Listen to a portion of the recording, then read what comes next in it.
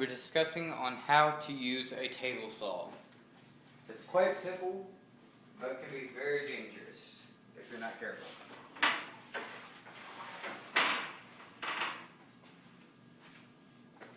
First thing we need to talk about are the controls. The first control you probably see is right here. This is your depth. As you can see, the more I go up, the more the blade goes up. And we'll get to more about that here in a little bit, but that is your depth. Right here. And we'll get back to that here in a second. Right here, on the side is another one. It just looks like this one. This one is actually for angle. I'm going to go ahead and bring this up so you can actually see it. Alright. What it does is the more you turn it, you can angle it. Right now, if you read the line right here, it says I'm at 10 degrees. The further I go, you get down to about 15 until you get to about 45. This one cuts about 45-degree angles, of course.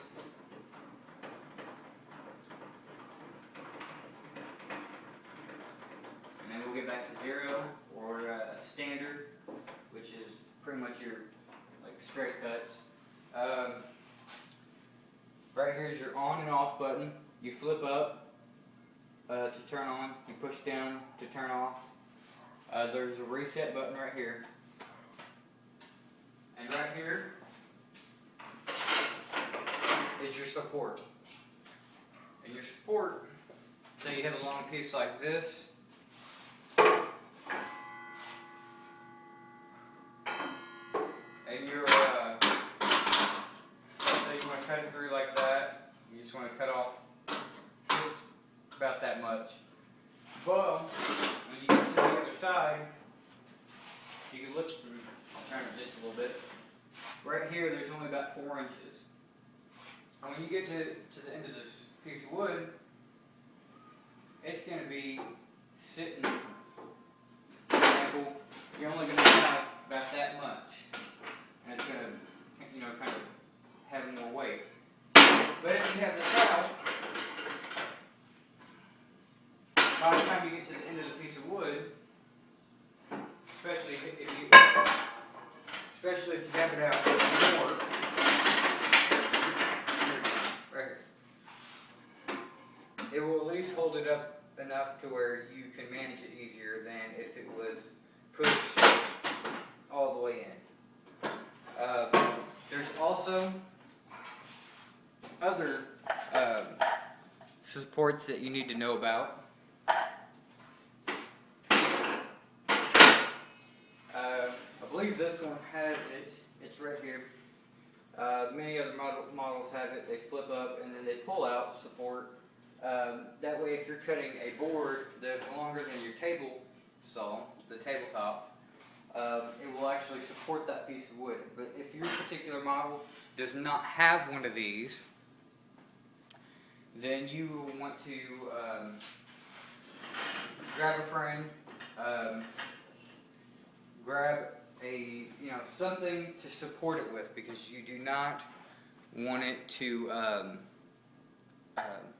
fall over or get top heavy. For example, like if this piece of wood, there's more to it and it cut off and there's a lot of weight on this end over here. Let's say it extends out farther. It's going to fall off this way while you have another piece of wood here and your blade is going on at the same time. It's a lot to do.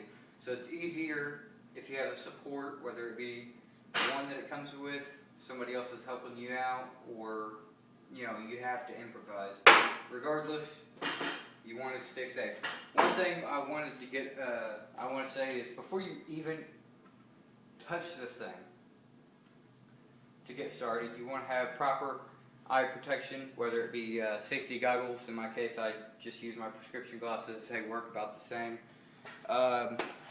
And try not to wear any long sleeve shirts or jackets or anything of that nature, because if you are, they can easily, if you're pushing the wood through, get caught from your wrist or anything like that into the blade.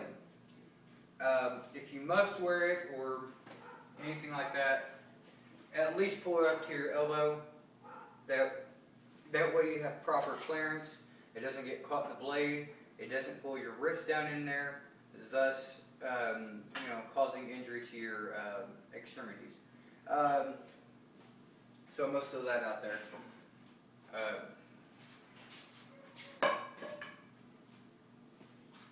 This right here, this is your cam locking rip fence. It basically helps line up your the wood. Like if you already have it out, you already know what you're going to cut, but you're not very good at doing a straight cut across. This helps you. You can line it up with your piece of wood. Say for example, I'll pull out this just for an example again. I want to cut this piece of wood right here. Well, I don't know how straight I'm going to be, so if I use this right here, I can kind of gauge where I want it, lock it down, and once you lock it down, it's going to stay firm. See, it's not going to move, and you can guide it easier through there. And one thing I want to say, getting back to this right here, is the fact that you do not want to turn it any more than a 1/4 inch to half inch. Half inch is kind of high, but if that's what you prefer, that's fine. I wouldn't go too much more than that. For example, this seems you do not want to be cutting a board like this and have your blade way up here. It causes more ripping, causes more wear, and it can cause more injury. Like I said, the best thing to do is kind of gauge it, bring it back down to size, and about right there isn't too bad. You want to make sure it clears the wood that you're cutting by at least a 1/4 to half inch, but you do not want to go too high above that because of the risks that it can incur. That being said, we're going to go ahead and get ready to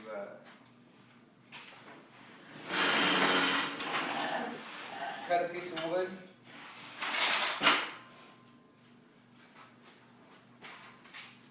We'll go ahead and cut this one. Before I cut it, I'm going to explain it now because you will not be able to hear me or see what I'm doing, or you'll be able to see it, but you won't know what I'm trying to explain. Because it will be too loud. Like I said, first of all, you want to bring it back down to size. For this one, I think about right there would be okay. That should give me enough clearance. I want to cut this piece of wood, let's say, right here. It's best to keep your hands far away as possible, if you can. And then, when you get to this side, you want to do the same thing. And if you have a long piece of wood, you of course want to leave out your support. That way when you get to the other side, you can use it. In this case, I actually need the support closer because my piece of wood that I'm using is closer. So let's go ahead and get started.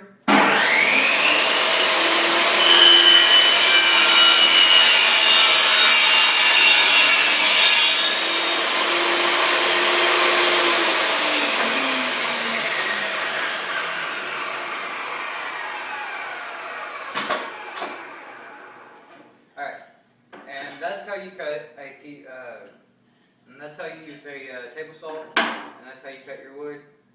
Of course, if you were going to measure it, if you're going to put it somewhere, you'd want to, mark your lines, and then mark your lines up with your reference and everything else. But since this is just a brief tutorial, I'm just showing you how to properly and safely use a table saw.